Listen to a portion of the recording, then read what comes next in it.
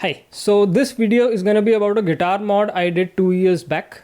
Now the goal behind the mod was to make my instrument reliable. So I decided instead of making a video right away, I would test it out for some time and then upload a video.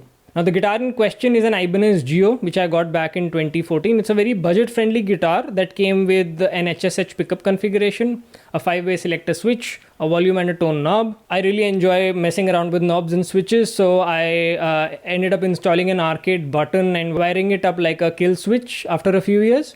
However, the more I played this guitar, the more I realized that I actually didn't need a lot of these features that were there in the guitar. So for the guitar mod, I decided I would get rid of most of these things and in turn make my instrument a lot more reliable.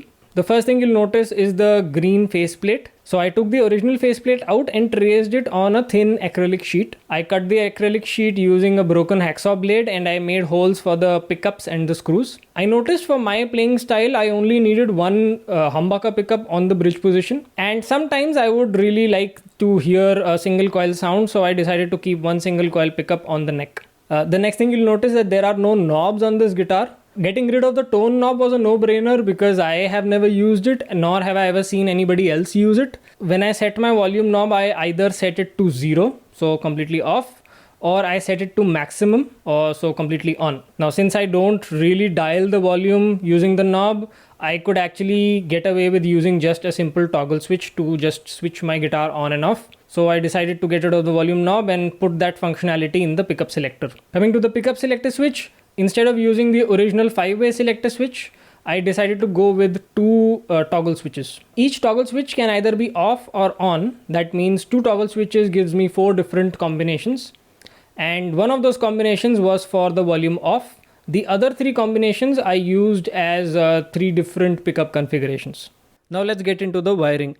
Both the single coil and humbucker pickups are connected in series with one end grounded and the other end labeled live. There is also tap A and tap B, which will be used for the different pickup configurations. Each toggle switch is actually a DP-DT switch or a double pole double throw switch.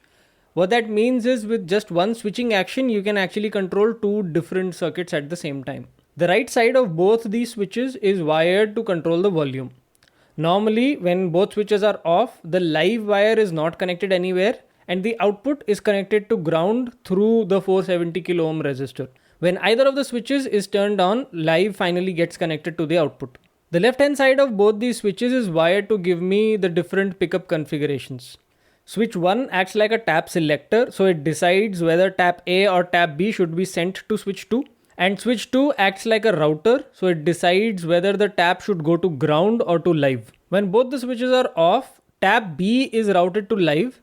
That means the middle and the neck pickup will be shorted and only the bridge pickup will be active. But since this is the same configuration where on the right hand side live is not connected anywhere, we do not hear any sound. When switch 1 is turned on and switch 2 stays off, tap A gets routed to live.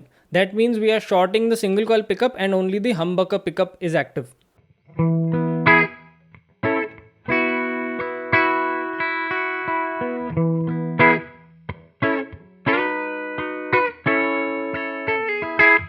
When both switches 1 and 2 are turned on, tap A gets routed to ground. That means the humbucker pickup gets shorted and the single coil stays active.